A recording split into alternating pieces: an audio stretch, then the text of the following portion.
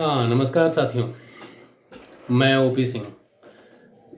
आशा है आप लोग स्वस्थ होंगे, मैं भी यहाँ स्वस्थ हूँ। आज एक नए विषय के साथ आपके समक्ष उपस्थित हुआ हूँ। आज का विषय है एक नाटक, ऐतिहासिक नाटक जिसका नाम है ध्रुव स्वामिनी। इस नाटक के रचनाकार हैं जयशंकर प्रसाद और यह नाटक 1930 1930 के आसपास ये प्रकाशित हुआ था। और जैसा मैंने आपको बताया कि यह एक ऐतिहासिक नाटक है, तो इसके बारे में विस्तार से चर्चा होगी। इस विषय को चुनने के पीछे जो कारण है उस पर बात कर लें। सबसे पहले तो यह विषय इसलिए मैंने इस वीडियो के लिए चुना है क्योंकि हमारे देश के तमाम विश्वविद्यालयों महाविद्यालयों में हिंदी विषय के अंतर्गत इस नाटक को पढ़ाया जाता है। तो मुझे लगा कि क्यों न इसी विषय को लेकर बात की जाए। तो मित्रों, ये तो रहा विषय चुनने के पीछे कारण। अब सीधे इस नाटक पर आते हैं। जैसा मैंने आपको बताया कि यह एक ऐतिहासिक नाटक है, तो सीधे सीधे इसकी ऐतिहासिकता की बात कर ली जाए। इस नाटक का जो ऐतिहासिक संबंध जुड़ता है वह हमारे प्राचीन इतिहास से जुड़ता है। प्राचीन इतिहास से के प्राचीन इतिहास में भी गुप्त राजवंश, जो तमाम प्रतापी राजा और राजकुल हुए हैं प्राचीन इतिहास के भीतर, उसमें जो गुप्त राजकुल या गुप्त राजवंश है उससे इस नाटक का संबंध जुड़ता है। उस गुप्त राजवंश के अंतर्गत दो तीन ऐसे राजा हुए जो पात्र हैं उस दौर के, उसी से संबंधित यह नाटक है जिसमें नाम लिया जा सकता है रामगुप्त का, और रामगुप्त के छोटे भाई चंद्रगुप्त का, और रामगुप्त की पत्नी ध्रुव देवी का। तो वही तीनों इस नाटक के केंद्र बिंदु हैं जिस पर यह आधारित है नाटक। अब सीधे थोड़ा सा संक्षेप में मैं चाहता हूं कि उस ऐतिहासिक बेली के बारे में, उस कुल की बेली के बारे में भी थोड़ा सा बता दिया जाए। मतलब कि उस गुप्त कुल में और कौन कौन से राजा हुए, थोड़ा इस पर चर्चा कर ली जानी चाहिए। क्योंकि किसी भी ऐतिहासिक नाटक को समझने से पूर्व उस ऐतिहासिक साक्ष्य को जरूर आपको देखना चाहिए, मेरा ऐसा मानना है। तो सबसे पहले गुप्त राजवंश के बारे में तो मैंने जो इतिहास, क्योंकि मैं इतिहास का विद्यार्थी नहीं हूँ, लेकिन फिर भी मैंने जो इसको नाटक पे बात करने से पूर्व मैंने थोड़ा देखा इतिहास में, तो मैं बताऊं कि इसमें गुप्त राजवंश का सबसे पहला प्रतापी राजा जिसको माना जाता है उसका नाम है चंद्रगुप्त। चंद्रगुप्त के बाद जो दूसरा राजा गद्दी पर बैठता है उसका नाम है समुद्रगुप्त। समुद्रगुप्त के दो पुत्र बताए गए हैं इतिहास में भी, और उसमें क्रमशः पहले पुत्र का नाम है रामगुप्त, जो कि अपदस्थ कर दिया जाता है, और उसके बाद उसका जो छोटा पुत्र है चंद्रगुप्त, वह गद्दी पर बैठता है। तो चंद्रगुप्त द्वितीय है। इसके बाद जो गद्दी पर बैठता है राजा उसका नाम है कुमारगुप्त, और कुमारगुप्त के बाद स्कंदगुप्त का नाम आता है। ये तो रहे राजाओं की श्रृंखला। अब मैं थोड़ा सा संक्षेप में ये बताऊं कि प्राचीन इतिहास लिखने वाले लेखकों के सामने बहुत सारे ऐसे व्यवधान पैदा हुए थे जब उन्होंने लिखा था इतिहास। क्योंकि इतिहास लिखने वाले, हमारे यहाँ इतिहास लेखन की पद्धति नहीं रही है, तो इतिहास लेखन की पद्धति न होने की वजह से बाद में इतिहासकारों ने इस पर विशेष चर्चा की, लेखन किया, बहुत सारे साक्ष्य इकट्ठे किए, और उस आधार पर उन्होंने प्राचीन इतिहास, मध्यकालीन इतिहास को लिखा। तो प्राचीन इतिहास में जब वो लिखने के लिए बैठे तो उनके सामने जिन राजाओं से संबंधित चीज़ें मिली, जैसे कि उनको शिलालेख मिला, ताम्रपत्र मिला, लौह स्तंभ मिला, या कोई आभूषण मिला, या फिर कोई बर्तन मिला, या कोई और भी साक्ष्य अगर कोई मिला, उस आधार पर इतिहासकारों ने प्राचीन इतिहास के बारे में बताने की कोशिश की है, लिखने की कोशिश की है। तो मैं आपको बताऊं कि जब प्राचीन इतिहास में जब लिखने की कोशिश की तो कहीं न कहीं चंद्रगुप्त के बाद समुद्रगुप्त का जब नाम आता है उसके बाद इतिहासकार कहीं न कहीं रुकते हैं और विशद चर्चा करते हैं कि इसके बाद की कड़ी कौन है, कौन राजा कौन गद्दी पर बैठा। तो उनके लिए उस समय साक्ष्य की कमी थी, तो उन्होंने इसके आगे की कड़ी को जोड़ने के लिए एक संस्कृत का नाटक, जो कि विशाख दत्त द्वारा रचित है, जिसका नाम है देवी चंद्रगुप्तम, उसको आधार बनाया। और वहाँ से उस नाटक में जो पात्र हैं उन पात्रों को आधार बनाकर आगे की कड़ी जोड़ने की कोशिश की। उस नाटक में जो पात्र हैं उसमें समुद्रगुप्त के 2 पुत्र बताए गए हैं, रामगुप्त बड़ा पुत्र और चंद्रगुप्त छोटा पुत्र के रूप में दिखाया गया है। और रामगुप्त अयोग्य राजा होता है जो कि गद्दी पर बैठता है, और वह राजा उसको अपदस्थ करके चंद्रगुप्त उसको मारकर गद्दी पर बैठता है, और इस तरीके की कथा है। तो वहाँ से उस कड़ी को इतिहासकारों ने जोड़ा है। तो अब ये तो रहा ऐतिहासिक साक्ष्य की बात, इतिहास की बात। अब बात आते हैं हम इस नाटक पे। जयशंकर प्रसाद ने इस नाटक को क्यों चुना या इस विषय को क्यों चुना इस पर नाटक लिखने के लिए, तो इस पे भी थोड़ा सा प्रकाश डालना ज़रूरी है। सन 1923 के आसपास, 1923 के आसपास कुछ ऐतिहासिक पत्र पत्रिकाओं में इसी नाटक, संस्कृत वाला जो नाटक जिसकी चर्चा अभी थोड़ी देर पहले मैंने की थी, संस्कृत का नाटक जो देवी चंद्रगुप्तम, जो रचनाकार विशाखदत्त जिसका नाम मैंने लिया है, उसी के कुछ प्रसंगों को प्रकाशित किया गया।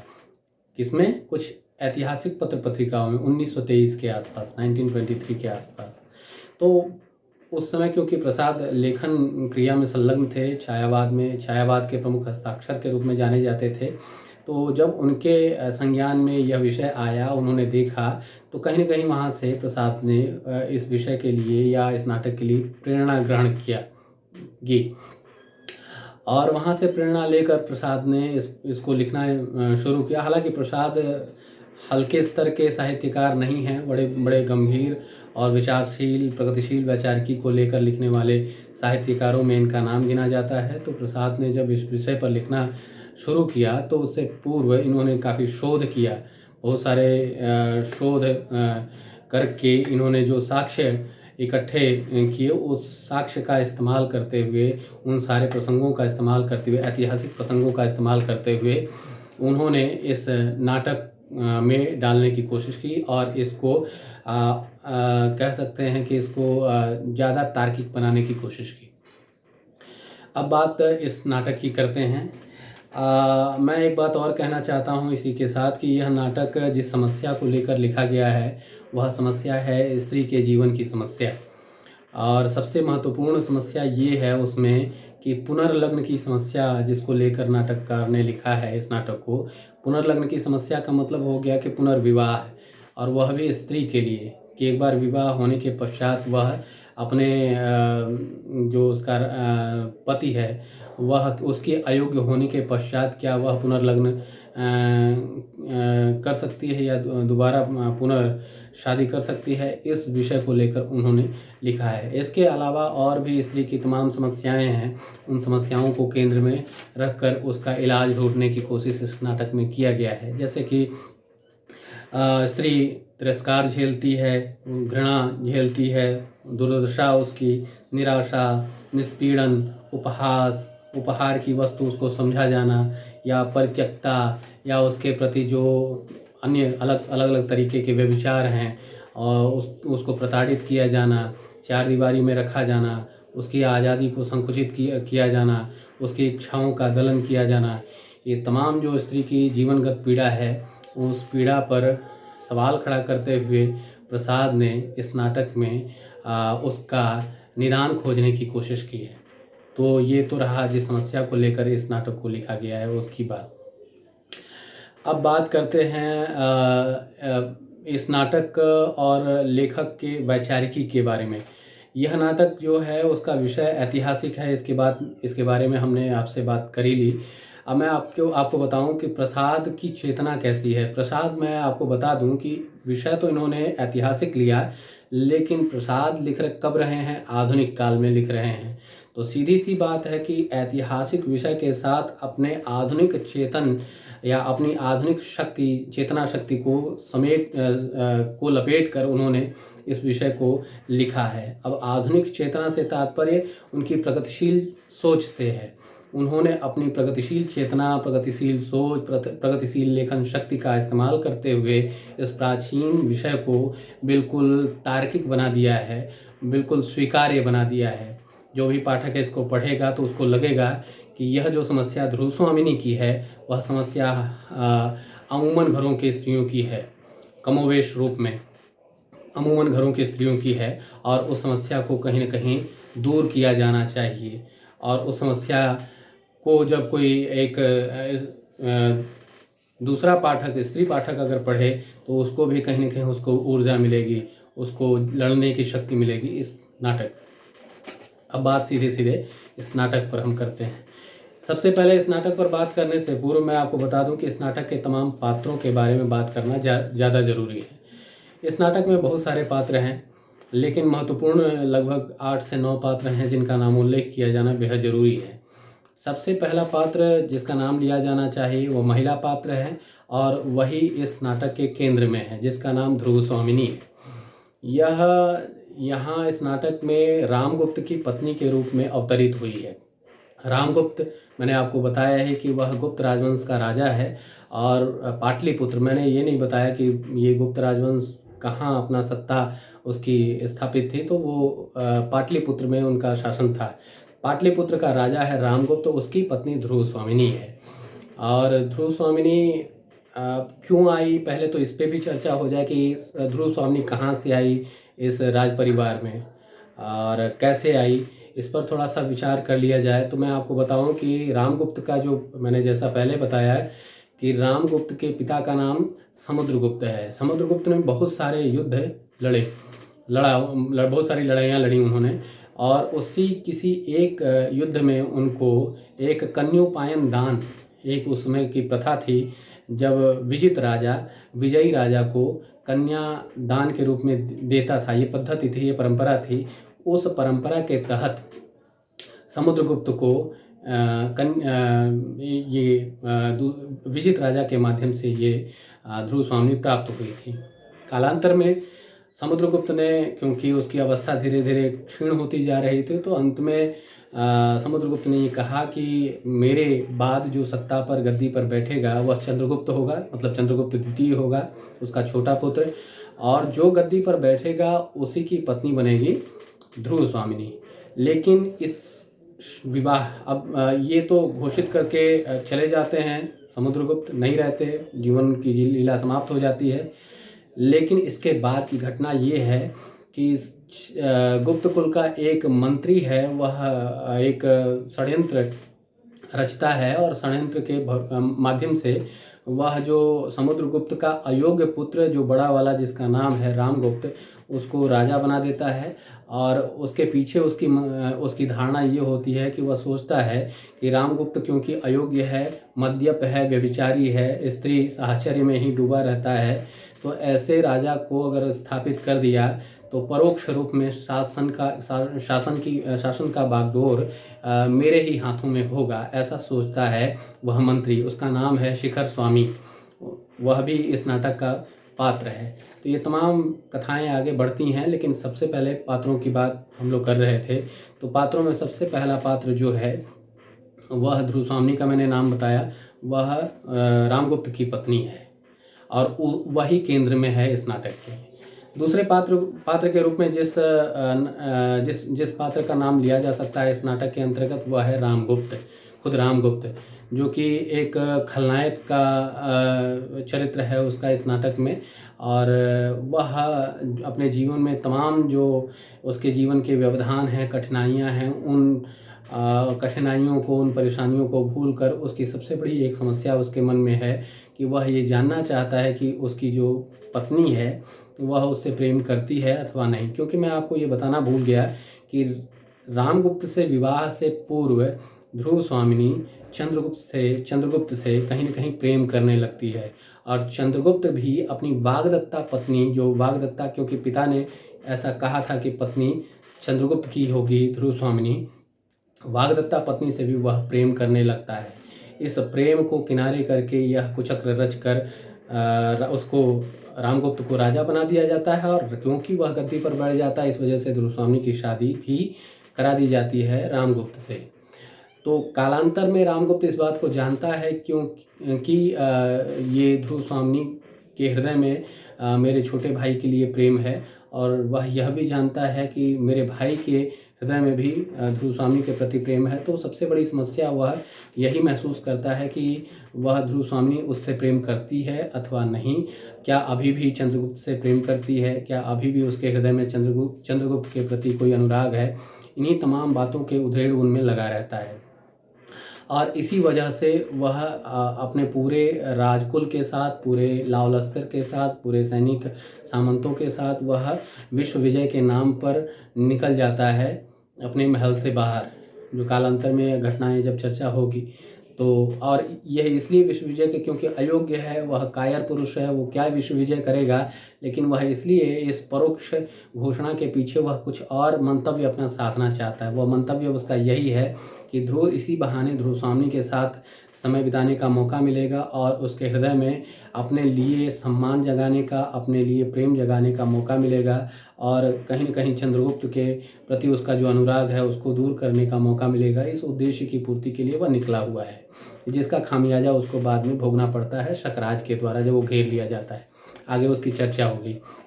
ध्रुव स्वामी के बाद मैंने आपको बताया दूसरा पात्र इस नाटक में रामगुप्त है। तीसरा पात्र जिसका नाम लिया जा सकता है वह चंद्रगुप्त है। चंद्रगुप्त यहाँ एक क्योंकि वह रामगुप्त का छोटा भाई है, वह प्रेमी भी है ध्रुव स्वामी का पहले जब विवाह से पूर्व, और अभी भी कहीं न कहीं अनुराग रखता है वह ध्रुव स्वामी के प्रति। और कालांतर में जब रामगुप्त के कुकर्मों की बाढ़ सिर के ऊपर से जाने लगती है तो वह फिर उतरता है और ज़मीन पर, और वह उतरता है ज़मीन पर मतलब कि वह सही मायने में टकराव लेता है, संघर्ष करता है और वह सत्ता पर काबिज़ होता है। ये घटनाएं तमाम घटती हैं, जब उसके घटनाओं की चर्चा होगी तो स्पष्ट होगा। तो तीसरा पात्र चंद्रगुप्त है। चौथे पात्र के रूप में महिला पात्र है। इस नाटक में 3 ही महिला पात्र हैं। एक ध्रुव स्वामी का नाम बताया गया है, दूसरा जिसका नाम बताने वाला हूँ उसका नाम मंदाकिनी है, और तीसरी जो पात्र है वह है कोमा, उसकी भी चर्चा होगी। तो मंदाकिनी की बात कर लें। मंदाकिनी समुद्रगुप्त की प्रिय पुत्री है और इन दोनों रामगुप्त और चंद्रगुप्त की बहन है, और वह इस नाटक में कहीं न कहीं स्त्री की तमाम समस्याओं पर, खासकर ध्रुव स्वामिनी के जीवन की तमाम जो समस्याएं हैं उसको आवाज़ देने का काम करती है, उसके लिए संघर्ष करने का काम करती है, उसके साथ खड़ी होने का काम करती है। मतलब ध्रुव स्वामिनी की तमाम समस्याओं के साथ वह खड़ी होती है, उसके साथ कंधे से कंधा मिलाकर। इसके अलावा रामगुप्त की जो खामियां हैं उस पर सवाल खड़ा करती है, और एक और उसका कार्य है इस नाटक में कि वह चंद्रगुप्त जो उसका दूसरा भाई है उसको प्रोत्साहित करती रहती है और उसको कहीं न कहीं सजेशंस देती रहती है, उसको सुझाव देती रहती है। तो यह इस नाटक के इस रूप में, पात्र के रूप में अवतरित हुई है मंदाकिनी, और तमाम घटनाओं पर बारीक निगाह रखती है। ये तो रही चौथी पात्र। पांचवें पात्र के रूप में जिसका नाम लिया जा सकता है इस नाटक में वह है शिखर स्वामी, जिसका मैंने थोड़ा सा संक्षेप में बताया कि यह गुप्त राजवंश का मंत्री है, और इसी के कुचक्र की वजह से चंद्रगुप्त के बजाय रामगुप्त को गद्दी सौंप दिया जाता है। इसी की वजह से, क्योंकि इसने सभी सामंतों को मिला लिया है, इसने सारे राज कर्मचारियों को मिलाकर रामगुप्त को बिठाने का काम किया, क्योंकि इसकी मंशा ये थी कि मैंने आपको बताया कि यह परोक्ष रूप में शासन करना चाहता था किसी अयोग्य राजा को बिठाकर। ये कुचक्र का स्वामी हम कह सकते हैं, जिसका नाम शिखर स्वामी है। अन्य पात्रों में जिसका नाम लिया जा सकता है वह शकराज है। मैं आपको इसके बारे में बताने से पूर्व थोड़ा सा और विशद संक्षेप में थोड़ा इतिहास में आपकी दृष्टि घुमाना चाहूँगा कि आप जानते हैं जब प्राचीन इतिहास में पढ़ते हैं तो बहुत सारे हमारे देश पर आक्रमणकारियों का नाम लिया जाता है, जिसमें शक आक्रमणकारी, हुण आक्रमणकारी, या कालांतर में मंगोल आक्रमणकारियों, और भी उसकी श्रृंखला लगी हुई है, उसकी फहरिस्त अच्छी खासी है। तो उन्हीं आक्रमणकारियों में से एक आक्रमणकारी शक माने जाते हैं। उन्हीं का प्रधान, उन्हीं का राजा शकराज है, जो कि इस नाटक में अवतरित हुआ है एक आक्रमणकारी के रूप में। वह क्रूर है, वह उसका जो चरित्र इस नाटक में अवतरित हुआ है, जो निर्मित हुआ है, वह एक क्रूर शासक के रूप में अवतरित हुआ है, और महिला या स्त्री के गरिमा का दलन करने वाले के रूप में उसका चरित्र निर्मित है। तो यह शकराज किस रूप में इस नाटक में आता है मैं आपको बता दूं कि जब शिविर में, क्योंकि विश्व विजय के नाम पे रामगुप्त निकला हुआ है अपने तमाम अमलों के साथ, तो वह एक शिविर में जाकर ठहरता है रामगुप्त अपने पूरे अमले के साथ। तो उस शिविर को शकराज द्वारा घेर लिया जाता है अपने सैनिकों, अपने तमाम सामंतों के माध्यम से। और जब घेर कर वह अपने दूत के माध्यम से एक संधि पत्र भिजवाता है शकराज, और जो दूत है उसका नाम है खिंगिल, उसकी भी चर्चा आगे होगी। तो खिंगिल के माध्यम से वह एक संधि पत्र भेजता है, और संधि पत्र में बड़ा लज्जास्पद संधि को स्वीकार करने के लिए दबाव बनाता है। वह संधि ये है कि वह मांग करता है कि रामगुप्त अपनी स्त्री, जो उसकी पत्नी है द्रुस्वामिनी, क्योंकि वह रूपवती होती है, तो उसको कहलवाता है खिंगिल के माध्यम से, उस संधि के माध्यम से रामगुप्त से, कि वह अपनी पत्नी को हमें सौंप दे, और हमारे जितने सामंत हैं, मतलब शक सामंत जितने हैं, उन सभी सामंतों के लिए जो गुप्त सामंत हैं उनकी स्त्रियों को भी उनके लिए भेज दिया जाए, मतलब हमारे हरम में। और इस तरीके के लज्जास्पद संधि को वह दबाव बनाते हैं स्वीकार करने के लिए। और क्योंकि रामगुप्त बिल्कुल कायर पुरुष है, उसमें बहुत सारे दुर्गुण हैं, तो वह इस लज्जास्पद संधि को स्वीकार कर लेता है, और उसके स्वीकार्यता में कहीं न कहीं उसका मंत्री भी साथ देता है, जिसका नाम मैंने आपको बताया शिखर स्वामी। तो अभी पात्रों की बातचीत हो रही थी, तो एक पात्र जिसका मैंने नाम बताया शकराज। कथा आगे बढ़ेगी, बताऊंगा फिर से थोड़ा सा संक्षेप में। इस पूरी कथा के बारे में थोड़ा सा संक्षेप में बताने की बाद में कोशिश करूंगा मैं। इसके बाद शकराज के बाद जो अन्य पात्र के रूप में जिसका नाम लिया जाता है वह कोमा है। कोमा एक शक कन्या है, एक शक ऋषि द्वारा पालित है, धर्मपालित पुत्री है, जिसका नाम है ऋषि का मिहिरदेव। ऋषि मिहिरदेव द्वारा यह पालित है। और मिहिरदेव ने जब इसका पालन पोषण किया, उसके बाद कालांतर में यह कोमा शकराज के साथ रहने लगती है, उसे प्रेम करती है, उसी के साथ रहना शुरू कर देती है, और कालांतर में उसकी इच्छा होती है कि वह उसे विवाह कर ले।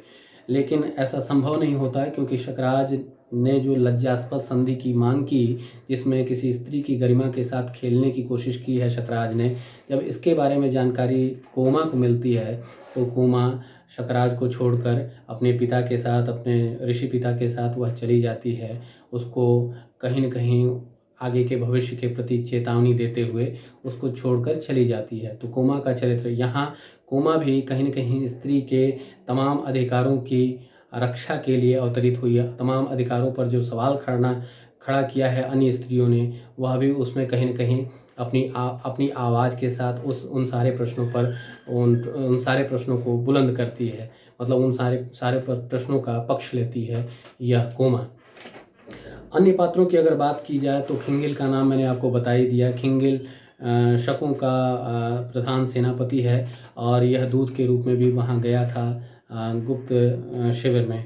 तो खिंगिल हो गया। इसके अलावा मिहिरदेव की चर्चा हो ही गई कि वह शक ऋषि है, जो कि कोमा का पालन पोषण करता है। इसके अलावा अन्य पात्रों में जिसका नाम उल्लेख किया जा सकता है, उसमें कुबड़ा, बौना, हिजड़ा, ये दो तीन पात्र हैं। यह जो कुबड़ा, बौना, हिजड़ा जो पात्र हैं, वह इस नाटक में व्यंग्यात्मक विषयों को लेकर अवतरित होते हैं, या इनका जो मूल चरित्र है वह विदूषक का है। फिल्मों में आपने देखा होगा, जो कॉमेडियन जो फिल्म में रोल करते हैं, जैसे जॉनी लीवर, जॉनी वॉकर, इस तरीके के लोग जो फिल्मों में आकर लोगों को गुदगुदाते हैं, ठीक वैसा ही इनका चरित्र है इस नाटक में, कि बौना, हिजड़ा और कुबड़ा ये अपने वक्तव्यों के माध्यम से, अपने लघु नाटिका के माध्यम से वह राजघराने, अंतःपुर की स्त्रियों और महारानी, राजा, मंत्री सबका मनोरंजन करने की कोशिश करते हैं। तो यह इनका चरित्र है। हालांकि इसमें आगे एक प्रसंग है कि हिजड़ा एक वक्तव्य कहता है, उसकी वजह से एक कथा एक नए मोड़ की तरफ बढ़ जाती है। तो वो बात होगी जबकि वो चंद्रगुप्त को कहता है हिजड़ा कि मैं तुम्हें श्रृंगार तुम्हारा कर दूंगा, और तुम्हें देखकर ऐसा महसूस होगा जैसे कि तुम ध्रुव स्वामिनी हो। इस तरीके की बात कहता है, जिसको स्वीकार कर लिया जाता है। चलो वो बात आगे होगी। तो ये रहे कुबड़ा, बौना और हिजड़ा। इसके अलावा अन्य पात्रों में संक्षेप में जिनका नाम उल्लेख कहीं कहीं हुआ है, जिसमें गुप्त सामंत हैं, शक सामंत हैं, प्रतिहारी है, प्रहरी है, दासी है। इन छोटे छोटे पात्रों का भी नाम उल्लेख यहाँ इस नाटक में किया गया है। तो ये तमाम पात्र इस नाटक को बुनने में सहायता देते हैं, प्रसाद के इस कथा को आगे बढ़ाने में, उसे संचालित करने में सहयोग देते हैं। अब बात थोड़ा सा इस नाटक के बारे में थोड़ा सा संक्षेप में, जैसा कि काफ़ी कुछ मैंने स्पष्ट कर दिया है इन पात्रों की चर्चा करते ही, फिर भी थोड़ा सा कथा के बारे में संक्षेप में बताना चाहूँगा कि इस कथा में ध्रुव स्वामिनी की शादी कुचक्र की वजह से हो जाती है रामगुप्त से। रामगुप्त को सत्ता भी मिल जाती है, किसी खास प्रपंच की वजह से उसको सत्ता मिल जाती है, मतलब वह गद्दी पर बैठ जाता है। इस वजह से ध्रुव स्वामिनी की शादी उससे हो जाती है, जबकि ध्रुव स्वामिनी के मन में प्रेम चंद्रगुप्त के प्रति है, चंद्रगुप्त के मन में भी ध्रुव स्वामिनी के प्रति है। और कालांतर में इन्हीं सब उधेड़ बुनों को झेलते हुए रामगुप्त कहीं न कहीं इस कांटे को दूर करना चाहता है, इसका निवारण चाहता है कि मेरे पत्नी के हृदय में मेरे लिए प्रेम जगे।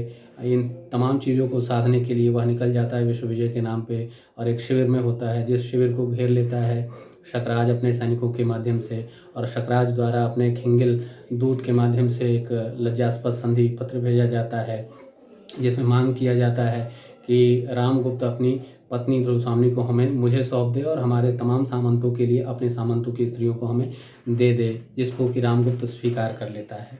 अब रामगुप्त जब इस बात को स्वीकार कर लेता है, उसके बाद की कथा ये है कि रामगुप्त इस स्वीकार्यता के साथ ध्रुव स्वामिनी के सामने जब जाता है तो वह कहता है कि तुम्हें अब जाना पड़ेगा शक दुर्ग में, क्योंकि इस तरीके की संधि पत्र को हमने स्वीकार कर लिया है। तो इस पर ध्रुव स्वामिनी काफ़ी चीखती है और अपना विरोध दर्ज कराती है, और वह काफ़ी गिड़गिड़ाती भी है उसके सामने कि तुम मेरे पति हो, तुम्हें मेरी रक्षा करनी चाहिए। उसको उसकी गरिमा की बात भी समझाती है, कहती है कि कुल गौरव एक बार ख़त्म हो जाए तो कोई राजा युद्ध अगर जीत ले तो बहुत सारी स्त्रियां मिल सकती हैं, बहुत सारी चीज़ें धन दौलत मिल जाएगा, लेकिन एक बार जो कुल गौरव है, मतलब इज्जत जिसे हम कह सकते हैं, उसके चले जाने के बाद पुनः वह गौरव या पुनः वह इज्जत नहीं मिलती। इस तरीके की बातों के माध्यम से ध्रुव स्वामिनी समझाने की कोशिश करती है अपने पति रामगुप्त को। रामगुप्त क्योंकि वह मद्यप होता है, उसको तो किसी न किसी तरीके से इस समस्या से निजात भी पाना उसको लगता है कि क्यों, बहुत अच्छा है कि भाई इसी संधि के बहाने से ये सारी समस्याएं एक बार समाप्त हो जाएंगी। वह नहीं मानता और कहता है कि नहीं, तुम्हें जाना ही पड़ेगा। इसी बीच चंद्रगुप्त भी उसे सूचना मिलती है, वह भी आता है और वह रामगुप्त से सवाल जवाब करता है। काफ़ी गुस्से में वह बातचीत करता है, लेकिन रामगुप्त अपने निर्णय पर अडिग रहता है, और उसमें कहीं न कहीं उसका जो मंत्री शिखर स्वामी है उसका भी हाथ होता है। रामगुप्त के अस्वीकार कर दिए जाने पर चंद्रगुप्त कहता है कि नहीं, ऐसा नहीं होगा, ध्रुव स्वामिनी नहीं जाएगी। तब इसी बीच में वही बौना, कुबड़ा और हिजड़े की बात मैंने जैसे आपको संक्षेप में बताया, उसी में हिजड़ा आता है, और वह हम सबका मनोरंजन इस गंभीर विषय की चर्चा के बीच ही, क्योंकि राजा अयोग्य है तो उसकी अयोग्यता का प्रतिफल यही है कि गंभीर विषयों की चर्चा में भी इस तरीके के आमोद प्रमोद की चीज़ें होती रहती हैं, जैसे मदिरापान वह करता रहता है और झुलमुल रवैया उसका होता है। तो उसी बीच में यह बौना, हिजड़ा और कुबड़ा ये सब आते हैं। उसी में हिजड़ा उससे कहता है कि अगर मैं चंद्रगुप्त को सजा दूं, मतलब श्रृंगार कर दूं, तो वह ध्रुव स्वामिनी, उसको देखकर ऐसा लगेगा जैसे कि वह ध्रुव स्वामिनी ही है। तो इस बात को, हालांकि वह मनोरंजनात्मक ढंग से कहा गया था चंद्रगुप्त के लिए, लेकिन चंद्रगुप्त कहता है कि हिजड़े ने जो सुझाव दिया है मैं उसे स्वीकार करता हूँ, और मैं स्त्री का वेश धारण करके मैं शकदुर्ग में जाने के लिए तैयार हूँ। लेकिन वह जब तैयार हो जाता है तो रामगुप्त कहता है ठीक है, तुम जाना चाहते हो, ठीक है जाओ, लेकिन जाना पड़ेगा ध्रुव स्वामिनी को भी, क्योंकि संधि का यही तकाजा है, संधि का जो निर्णय है वह यही है कि आपको भी नियमानुसार जाना पड़ेगा। इस तरीके से दोनों को भेजने की कोशिश की जाती है और दोनों जाते हैं वहाँ पर। और इसी प्रकार क्योंकि और सामंतों, जो गुप्त सामंत हैं, उनकी स्त्रियों को भी जाना होता है, तो उनकी जगह पर भी उनके जो पति, जो सामंत गण हैं, वे भी स्त्री का वेश धारण करके डोलियों पर सवार होकर, शिविकाओं पर सवार होकर वे भी उस दुर्ग में जाते हैं। अब आगे की घटना वह शक दुर्ग की है। शकराज जब दुर्ग में सभी डोलियाँ पहुँच जाती हैं, शिविकाएँ पहुँच जाती हैं, तो खिंगिल के माध्यम से रानी ध्रुव स्वामिनी कहलवाती है कि मैं आपसे सीधे रूबरू होना चाहती हूँ, सीधे मैं आपसे मिलना चाहती हूँ। तो शकराज बड़ा खुश होता है, कहता है कि ठीक है, भेजा जाए। और वह एकांत सबको कह देता है कि मुझे एकांत में छोड़ दिया जाए, और शकराज वहाँ पर खड़ा रहता है अपने आसन पर बैठा हुआ, और वहाँ पर आती है ध्रुव स्वामिनी, और चंद्रगुप्त भी स्त्री का वेश धारण करके। वहाँ पर वह जब 2 रानियों को देखता है, 2 स्त्रियों को देखता है, शकराज तो चकित होता है और पूछता है कि आप में से महारानी कौन है? तो चंद्रगुप्त, जो कि स्त्री के वेश में है, तो वो कहता है कि मैं हूँ ध्रुव स्वामिनी। ध्रुव स्वामिनी कहती है कि नहीं, मैं हूँ। इस तरीके की बातचीत होती रहती है, और इसी बीच में चंद्रगुप्त ललकार कर शकराज को कहता है कि संभालो अपने आप को, और उसकी पीठ पर हाथ रख के कहता है संभालो अपने आप को, और वह ऐं करके चौंक पड़ता है शकराज, और इधर से चंद्रगुप्त अपना तलवार निकालता है, उधर से शकराज अपना तलवार निकालता है। दोनों संघर्ष करते हैं, उसमें शकराज मारा जाता है। इसी तरीके से तमाम सामंतगढ़ भी, जो शक सामंत हैं, वे भी मारे जाते हैं, और रानी जो ध्रुव स्वामिनी है उसका जयकारा लगाया जाता है। इसका मतलब ये कि चंद्रगुप्त और ध्रुव स्वामिनी की विजय होती है, दोनों विजयी होते हैं। वहाँ सबके सब शक सामंत और शकराज सभी मारे जाते हैं। इन सारी स्थितियों के बीच चंद्रगुप्त अपने तमाम सैनिकों और मंत्री के साथ वहाँ पहुँच जाता है, और वह संदेश भिजवाता है। ध्रुव स्वामिनी उस बीच में एक मंच पर बैठकर कुछ सोच रही होती है, और चंद्रगुप्त कहीं चला जाता है उस बीच में, वह कुछ सोच रही होती। तब तक कोई प्रतिहारी आके कहता है कि राजा रामगुप्त वह आपसे मिलना चाहते हैं। वह ध्रुव स्वामिनी उसे अस्वीकार कर देती है मिलने से, कहती है मैं बिल्कुल भी नहीं मिलना चाहती। जिस पति ने मुझे त्याग दिया, जिसने मुझे उपहार की वस्तु के रूप में मुझे पेश किया, वह मेरा पति नहीं है, वह मेरा राजा नहीं है। इस तरीके की बातें कह के वह अस्वीकार कर देती है मिलने के लिए। और इसी बीच में एक ब्राह्मण आता है शांति कर्म के लिए, क्योंकि इतना रक्तपात हो चुका होता है वहाँ पर। उसके शांति कर्म के लिए एक ब्राह्मण आया हुआ है, उससे सवाल जवाब करती है ध्रुव स्वामिनी, और कहती है कि इस तरीके अपने प्रसंगों को, अपने पति के प्रसंगों को लेकर वह बातचीत करती है कि तुम्हारा धर्मशास्त्र क्या कहता है, जबकि एक पति द्वारा एक पत्नी की रक्षा न किया जाना, और उसके सम्मान की रक्षा उसके द्वारा न किया जाना, और उसको प्रताड़ित करना, ऐसा अगर कोई पति है उससे तुम्हारा धर्मशास्त्र क्या कहता है कि उससे किस तरीके से छुटकारा मिल सकता है उस स्त्री को। तो वह ब्राह्मण जाता है और कहता है कि मैं धर्मशास्त्रों को देखूंगा, और मैं उसमें से देखकर विचार करके आपके सामने पुनः उपस्थित होता हूँ। वह चला जाता है। इस बीच चंद्रगुप्त और भी लोग इकट्ठे होते हैं वहाँ